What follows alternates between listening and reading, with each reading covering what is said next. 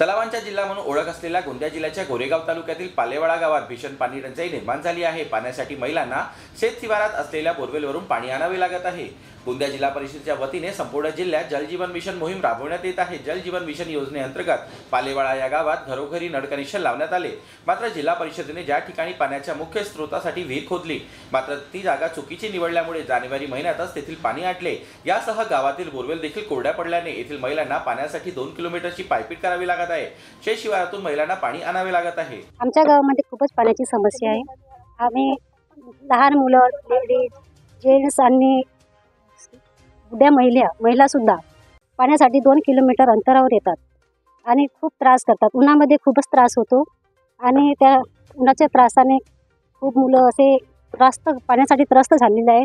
तरी शासनाला हीच मागणी आहे की या पालेवाडा गावामध्ये पाण्याची व्यवस्था करावी। आमच्या गावामध्ये मागील 4 ते 5 वर्षाआधी पाण्याची योजना आली होती, हर घर जल हर घर नल। त्यामार्फत जो आमच्या गावामध्ये हर घर नळ लावला, त्याच्यामध्ये जल अजूनपर्यंत आला नाही। जो स्रोत आमचा मुख्य आहे महाजन टोला या गावामध्ये, तिथून त्या विहिरीला पाणीच नाही आहे। त्याला आम्हाला विश्वासात घेऊन ते जे स्रोत निर्माण झाला आहे त्याच्यामध्ये आम्हाला विश्वासात घेतला नाही आहे व तो ठप्प पडलेला आहे। पहिल्याच महिन्यामध्ये तिथलं पाणी आटलेलं आहे।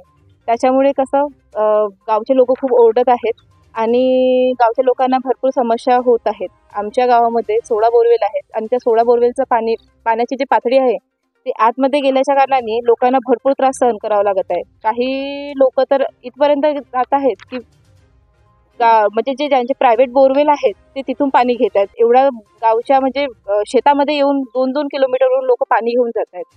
आम्ही पत्रव्यवहार केला जिल्हा परिषद प्रशासनाला, पण ते लक्ष देत नाही आहेत। ते फक्त आम्हाला आश्वासन देत आहेत की हो मॅडम, आम्ही काम करू, आमचे काम चालू आहेत, पण ते कोणत्याही प्रकारची कारवाई न करता फक्त काम चालू आहे असे सांगून टाळाटाळ करत आहेत। तर चुकीच्या नियोजनामुळे 95 लाख रुपये खर्चून देखील गावकऱ्यांना पाणी मिळत नसेल तर शासनाच्या योजना खरंच नागरिकांसाठी राबवण्यात येतात काय, असा सवाल गावकऱ्यांनी उपस्थित केला आहे। तर पालेवाडा गावापासून अवघ्या 5 किलोमीटर अंतरावर असलेल्या कालपात्री मध्यम प्रकल्पावर पाण्याची योजना कार्यान्वित करून पालेवाडा वासियांची तहान भागवावी अशी मागणी गावकऱ्यांनी केली आहे। सर, परमनंट सोल्युशन जर आपल्याला करायचं असेल तर आमच्या गावापासून 5 ते 6 किलोमीटर अंतरावरती कल्पात्री मध्यम प्रकल्प नावाचा रिझर्व्हायर आहे आणि तिथं जर पाण्याची पाणी पुरवठ्याची जर योजना कार्यरत झाली आणि शासनाने विशेष लक्ष जर दिलं तर पालेवाड्या सोबत 5 ते 6 गाव यांना परमनंटली पिण्याच्या पाण्याची व्यवस्था होईल। पण शासनाने याच्याकडे लक्ष देणे हे आवश्यक आहे, करिता मी शासनाला कळवित आहे। त्यामुळे जिल्हा प्रशासन आता गावकऱ्यांच्या मागण्यांकडे लक्ष देऊन पाणी टंचाई थांबवण्यात कितपत यशस्वी होतो हे पाहण्यासारखं असेल।